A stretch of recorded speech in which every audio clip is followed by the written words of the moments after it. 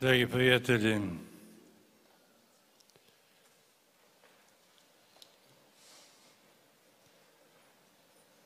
i za nas je to put od ne boj se do Bogu ništa nije nemoguće.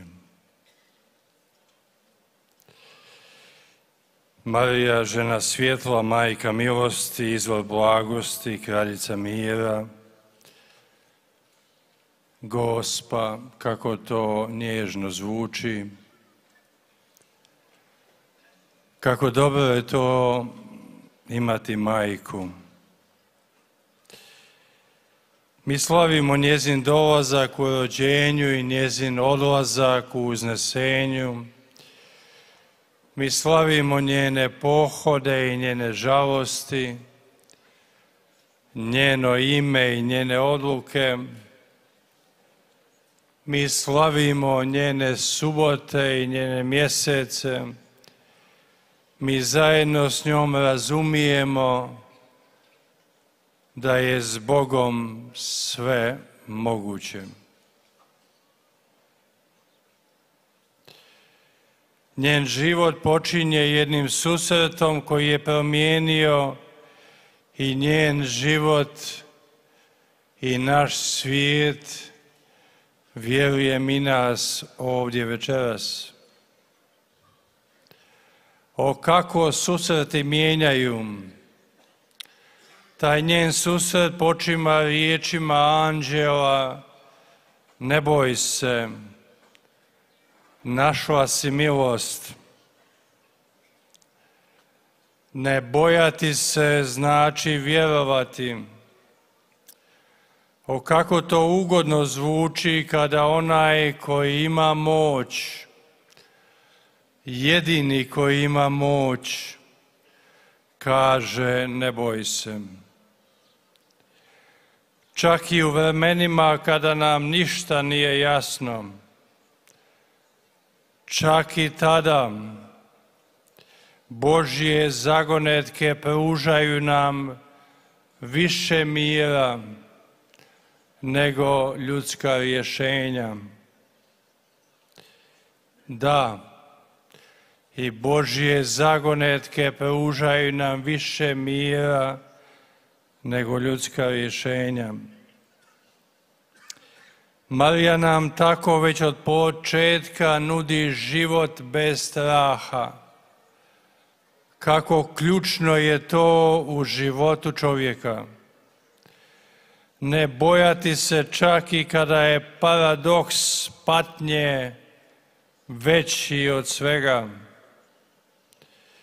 Jer dobro je znati kako je povijest ispisana u paradoksu o najboljem čovjeku s najgorom sudbinom. Da, dragi prijatelji, o najboljem čovjeku s najtežom sudbinom. Taj sin čovječiji, sin Marijin, je dovoljan razlog za preživjeti sve paradokse ovoga svijeta, kako bi se i nama dogodio taj najvažniji susret našeg života. Taj najvažniji susret njena života završava anđelovim riječima: Bogu ništa nije nemoguće. Dragi prijatelji, kako je dobro to znati. Nema nemogućega.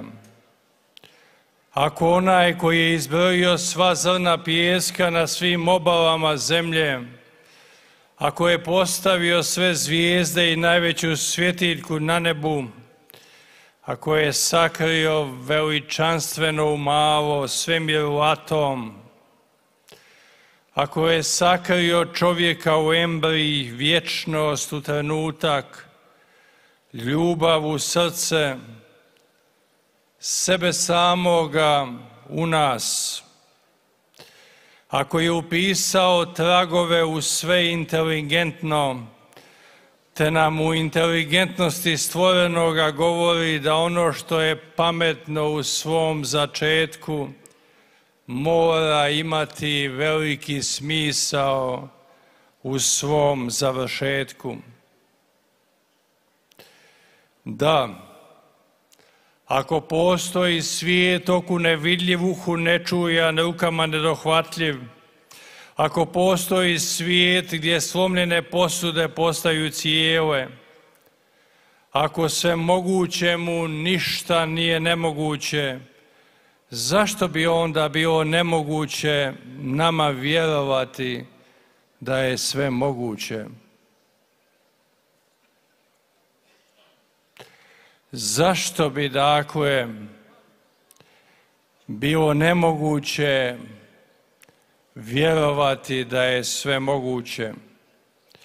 Zašto bi bilo nemoguće promijeniti srce, misao, život, karakter, obitelj, promijeniti danas, večeras? Zašto bi to bilo nemoguće? Zašto bi bilo nemoguće vjerovati Gospi bez obzira govori li ona svojom šutnjom ili svojim ukazanjem? Zašto? Kada u našim životima nemoguće više ne postoji, kada sve postane mogućim, onda mi krećemo na novi put. Onda u našem životu postane sve moguće. Onda, zaista onda, počinje život. Poput trenutka kada sunce dotakne zemlju. Stoga, dragi prijatelji, voliš li život, nemoj gubiti vrijeme, jer to je ono od čega je život sazdan. Nemoj gubiti vrijeme misleći da postoji nemoguće. Veliki sveti Augustin izreče veliku istinu kada kaže: budući da je svako stvorenje stvoreno ex nihilo, iz ništa, ono sa sobom nosi baštinu nepostojanja. Postoji neka vrsta sjene štavila koja proganja svaku konačnu stvar i svakog konačnog čovjeka. To je ono što svi osjećamo u našim kostima, bez obzira koliko je dobro, lijepo i uzbudljivo stanje biti ovdje dolje, već je određeno prijeći u nepostojanje. Zamislite predivan vatromet koji se rasprsne poput divovskog cvijeta i zatim u tren oka zauvijek nestane. Sve ovdje konačno poput vatrometa. Ta konačnost je sudbina našeg tjelesnoga, sudbina ljudskog hoda. Ali Gospa Marija, ta obična, jednostavna, ali veličanstvena i ponizna žena iz Nazareta, nas uči i vodi k onome koji ima nebo, koji ima moć reći neka bude, ne samo neka bude, nego i neka ostane, neka ne prestane. To jednom neka bude ostaje za vječnost.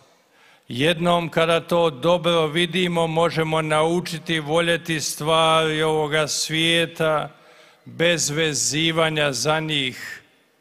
A ta vezivanja za njih kobna su za našu sudbinu. Zamislite koliko bismo razočaranja i boli mogli izbjeći kada saznamo, prihvatimo ovu jednostavnu istinu. Konačno, sve konačno ima svoj smisao u vječnom Božjem neka bude, uvijek neka bude, uvijek neka ostane. Ako razumijemo, dragi prijatelji, tu tanku crtu između nemogućeg i mogućeg, konačnog u vječnome, onda se pitamo večeras u ovaj dan gdje je Međugorje. Zašto toliko mnoštvo duša dolazi ovdje? Što ih vuče? Zašto se ispovijedaju i mijenjaju živote? Zašto se penju po ovim brdima? Zašto bose noge trče po vrućem kamenu? Zašto dolaze iz svake vremenske zone jezika i muke? Zašto?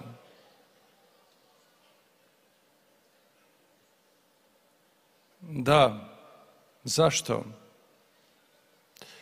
Ovo selo na kraju svijeta, siromašno i neprivlačno, na zbunjenom Balkanu u kojem ništa nije jednostavno, ovo selo postaje središte milosti. Nemoguće. Pitajte milijune ljudi koji su prošli ovim kamenom, ovim brdima i ovim otajstvom mogućega, tako i u njima život nemogućeg postaje otajstvo mogućega. Tako u njima život bolesnoga postaje život zdravoga, život grijeha postaje život čistoga.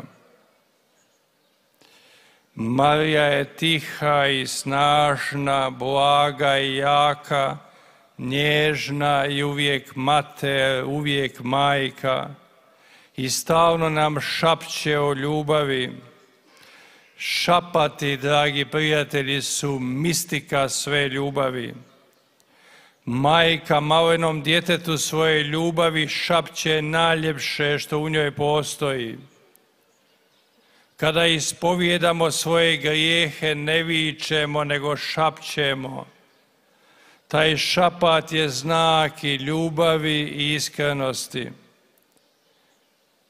Marija, Gospa, stalno šapće i govori što nam je činiti. Ako je Marija ta po kojoj se Krist rodio, a jest, i ako je crkva doista Kristovo tajstveno tijelo, a jest, ona je onda ta po kojoj se Isus nastavlja rađati u srcima onih koji vjeruju da ne postoji nemoguće. To je onda moguće, prijatelju moj, tebi i meni. Kada prestaneš vjerovati u nemoguće, sve s ovom nježnom Marijom, Gospom, običnom, postaje moguće. Stoga je dobro postaviti si pitanje zašto si ovdje večeras, zašto smo došli na godišnjicu. Da, ovdje smo jer vjerujemo da je ljubav beskonačna, da je milost veća od grijeha, jer vjerujemo da je život veći od straha, duh jači od napasti. Da ovdje smo jer želimo snagu duha. Jaki duhovni ljudi su najmoćniji ljudi ovoga svijeta. Oni nemaju vlast ovoga svijeta, ali imaju moć koja mijenja moćne i saginje se prema slabima. Ovdje smo jer ne želimo izgubiti dušu. Kad ja izgubim svoju, onda povlačim za sobom i ostale izgubljene. Kad ja imam dušu, onda imam i moć spasavati druge. Ovdje smo, dragi prijatelji, jer želimo biti majke ljubavi, očevi dobrote, djeca svjetlosti. Kao majka koja uredi svoje dijete, nahrani ga, obuče ga, poljubi ga i pošalje ga u školu, tako i ova naša majka čini i šalje nas Treba nas danas vjerojatno više nego ikad. Svijetu koji misli da sve može sam, da je pametniji od svih prije njega. Ona nas podsjeća stalno da ne možeš sam. Stalno nam kaže da nas treba. Da nas treba. Ovakve kakvi jesmo, slabi i krhki. Da nas treba. Najgore je u životu kad vam netko kaže da vas ne treba. I najljepše je živjeti kad vam netko stalno kaže da ste mu potrebni. Ona nam to ponavlja stalno kako smo joj potrebni. Stoga, dragi prijatelji, dok slavimo nju, Mariju ljubavi, Gospu poniznih, dok slušamo riječi ne boj se, dok vjerujemo da nemoguće ne postoji, dok hodamo stazom koju utjeraše milijuni ljudi prije nas, dok znamo da nam govori da nas treba, znamo da je Međugorje danas nada mrtve Europe, da je Međugorje danas nada zbunjene crkve, da je ono svjetlost ostatku svijeta, početak novoga, da je mjesto dolazaka k sebi, da je mjesto mira koji prašta jer znamo da ovdje živi istina, da ovdje se vraćamo na početke kršćanstva, da ovdje se ne bojimo pred Bogom skinuti staroga čovjeka, kopiju ovoga svijeta. Ovdje se ne bojimo biti originali kakve nas je On stvorio. Ovdje vjerujemo u nemoguće, ovdje šapćemo najiskrenije naše molitve. I stoga, dragi prijatelji, kad se vratite doma kada dođete, kada ste opet u istom i s istim ljudima, postanite apostoli koji žive ono što iskusiše i vjeruju ono što govore. Da, moguće je. S njim je sve moguće. S Marijom je sve lakše. Počnimo iznova kad dođemo doma. Amen.